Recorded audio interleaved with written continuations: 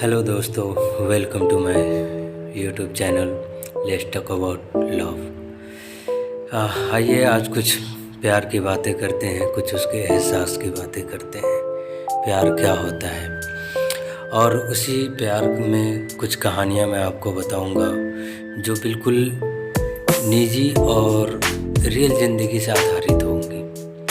तो आप सभी का स्वागत है। ना ज़्यादा वक्त लेते हुए एक कहानी बहुत प्यारी सी और छोटी सी सुनाना चाहता हूँ मैं आप सभी को। शायद एक पार्ट में अगर पूरा ना हो तो अगला पार्ट का वेट कीजिएगा। अगर अच्छा लगे तो मैं ज़रूर लगाऊंगा दूसरा पार्ट।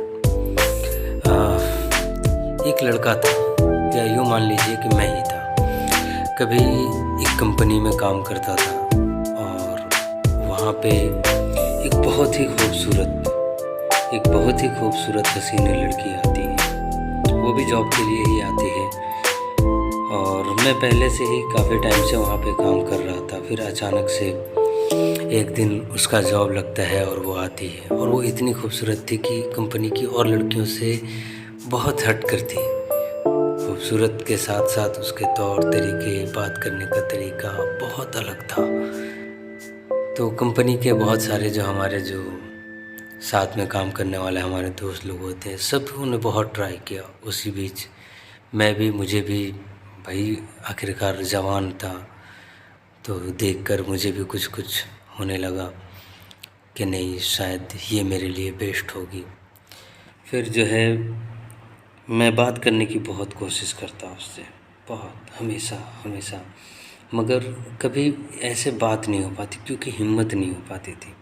हमेशा एक डर लगा रहता था कि क्या पता क्या होगा, और कंपनी इतनी बड़ी कंपनी है, वहाँ पे अपना रेपुटेशन का क्या होगा, एक अच्छी इमेज बनी है। बहुत सारी चीज़ें सोचते समझते हुए भी, बहुत कोशिश करते हुए किस्मत ने एक दिन साथ दिया और इत्तेफाक ये हुआ कि उसका फ़ोन का बैटरी लो होता है और वो अपना फ़ोन मेरे काउंटर के पास आके चार्जिंग के लिए मेरे चार्जर में आके लगाती है। हालांकि ये मेरे लिए इत्तेफाक था और जो मैंने किया वाकई ये बहुत गलत था कि किसी के साथ धोखा होता, मगर मैंने वो किया। वो कहते हैं ना, कभी इंसान सेल्फिश बन जाता है किसी चीज़ के लिए। तो बस मैं उस वक्त वो बना और वो गलत काम किया, पर वो मेरे लिए सही हुआ। वो अपना फ़ोन छोड़ती है हमारे पास, हमारे काउंटर पे। फिर मैं उसका फ़ोन लेता हूँ चुपके से और अपने नंबर पे मिस्ड कॉल करता हूँ। और करने के बाद फिर उस वक्त दिन तो बहुत ज़्यादा डरा होता है। सिर्फ नंबर निकालने से पता नहीं क्या होगा। फिर 2-3 दिनों के बाद अचानक से हिम्मत करके फिर मैंने उसके नंबर पे एक मैसेज छोड़ा। मैसेज में एक गाना था, वो पुराने गाने हैं शायद। आज मैं तेरा शहर छोड़कर चला जाऊंगा, कल तुम्हें, कुछ ऐसे ही था। तो ये मैंने पूरा मैसेज में टाइप करके उस गाने को मैंने उसे फॉरवर्ड कर दिया। और उसके बाद फिर इंतज़ार करता रहा और किस्मत देखिए, नंबर मिला, फ़ोन मिला। मैंने उसे हिम्मत करके मैसेज भी कर दिया, मगर मेरी बदकिस्मती थी कि वो मैसेज उसने नहीं, उसके बड़े भाई ने पढ़ा। और फिर आप सब जानते हैं कि फिर अगर किसी भाई के हाथ अगर कोई मैसेज लग जाए तो फिर क्या होता है।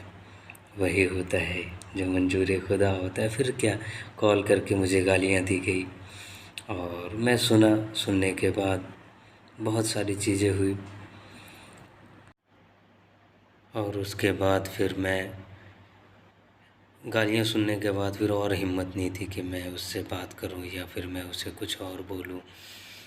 तो इसलिए फिर मैंने हिम्मत मैं जैसे कि बिल्कुल हार गया था कि और मैं क्या कहूँ उससे। तो फिर मगर वो भी एक तरह से बेहतर हुआ हमारे लिए। फिर वो एक दिन करीब 2-3 दिनों के बाद फिर उनका कॉल आता है और कॉल आने के बाद वो कहती है कि मैं वो बोल रही हूँ जिसे आपने मैसेज किया था और आपने ऐसा क्यों किया। मुझे बहुत ज़्यादा डांट पड़ी मुझे।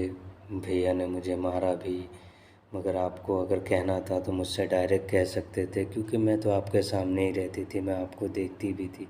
पर आपने कभी ऐसा कुछ नहीं किया। खैर जो भी हो। और आपने ये बोला मैं तेरा शहर छोड़कर चला जाऊंगा, क्यों? और इत्तेफाक था कि मैं उसी दिन मैं अपने गांव जा रहा था उस कंपनी को छोड़कर। और फिर